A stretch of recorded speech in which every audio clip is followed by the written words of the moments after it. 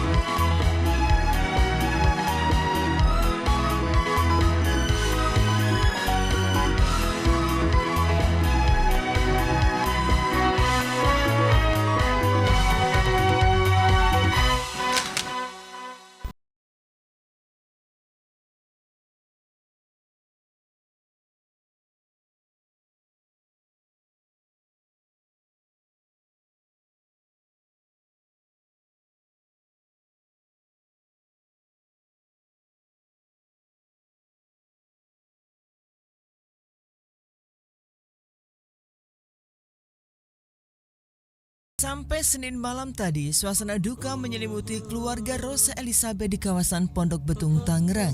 Salah satu anggota keluarga mereka, Rosa Elizabeth berusia 73 tahun, menjadi salah satu korban meninggal dalam kecelakaan kereta rel listrik dengan truk tangki pengangkut BBM di pintu perlintasan kereta api Bintaro Permai, Senin siang kemarin. Saat kejadian, almarhumah menumpang kereta komuter lain jurusan Serpong Tanah Abang. Dalam peristiwa naas tersebut, tercatat 5 orang tewas dan 60 orang luka-luka.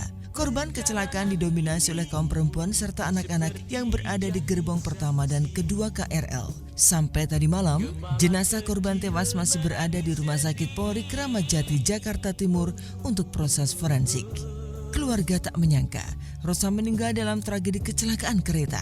Padahal sebelum pamit dari rumah, mereka tak punya firasat apa-apa bahwa pagi itu menjadi kesempatan terakhir melihat Ibu Rosa berangkat naik kereta. Orang gereja nelpon saya, kasih tahu suruh cek ses Rosa, Tante Rosa itu.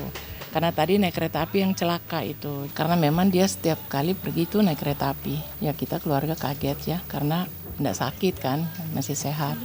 Duka keluarga Rosa mewakili duka semua keluarga korban. Tragedi kecelakaan maut Bintaro telah merenggut orang-orang yang mereka cintai, yang semula berangkat kerja dalam keadaan sehat walafiat, namun meregang nyawa di dalam gerbong kereta naas.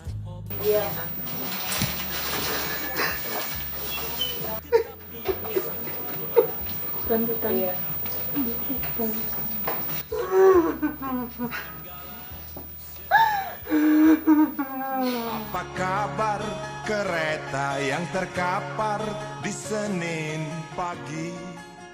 Tragedi kecelakaan kereta di Bintaro seperti menggugah lagi kenangan kelam 26 tahun silam, tepatnya tanggal 19 Oktober 1987. Kereta api dari Rangkas Bitung bertabrakan dengan kereta api yang datang dari arah Tanah Abang. Jumlah korban meninggal kala itu mencapai 156 orang, serta 300 orang lebih luka-luka. Peristiwa memilukan itu kemudian dikenang sebagai tragedi Bintaro dan masuk dalam kasus kecelakaan yang paling besar dan tragis sepanjang sejarah perkeretaapian nasional.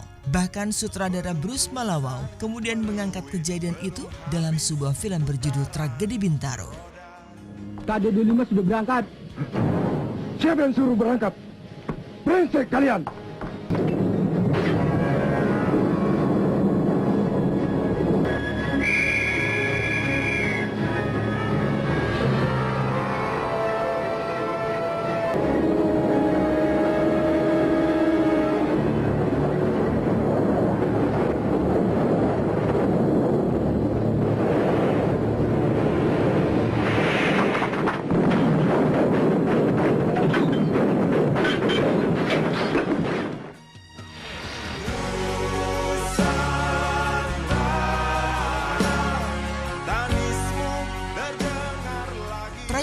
Bintaro di tahun 1987 juga menginspirasi musisi Iwan Fals dalam menulis lagu.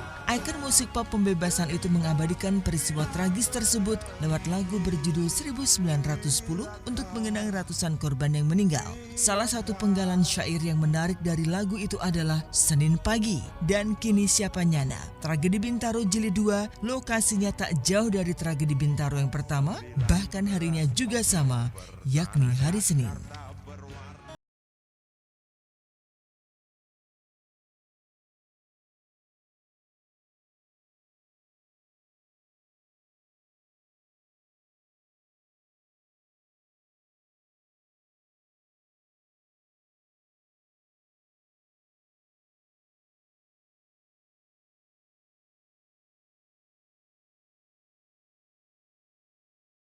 Sejumlah selebriti tanah air sempat mendatangi beberapa korban selamat yang masih dirawat intensif di rumah sakit. Bila masih mungkin kita menorehkan bakti.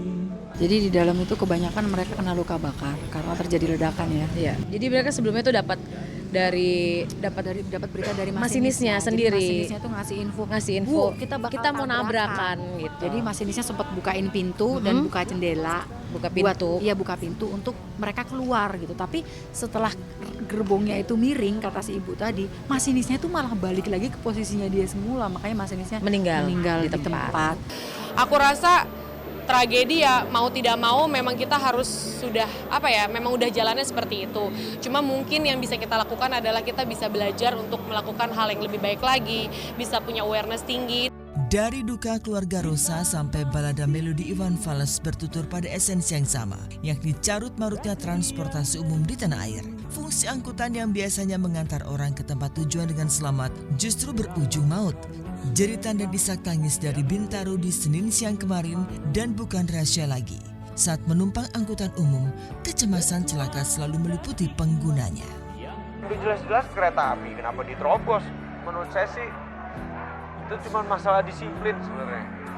Nah ini masalah besar yang ada di negara ini, bahwa ya paling gampang kita lihat dalam berlalu lintas kita nggak punya disiplin. Akhirnya mengorbankan nyawa banyak orang gitu kan. Kayak tadi kan sebenarnya cuma masalah lo kalau mau nunggu aja tuh kereta lewat, mungkin nggak bakal kejadian gitu. Mau nggak mau terfikirkan bahwa keluarga saya ada yang takut naik pesawat, Mas. Akhirnya mereka bilang, wes naik kereta api. Tapi dengan kejadian gini, takut mereka naik kereta api. Ya wes kalau dia naik kendaraan umum. Nah, jadi gimana gitu? Ini sebenarnya kesalahan ini sebenarnya apakah memang sudah menjadi ketetapan Tuhan kah? Atau memang yang lalai truknya kah? Atau memang apa ini? Ini kan ini semuanya ini tetap kita harus introspeksi diri.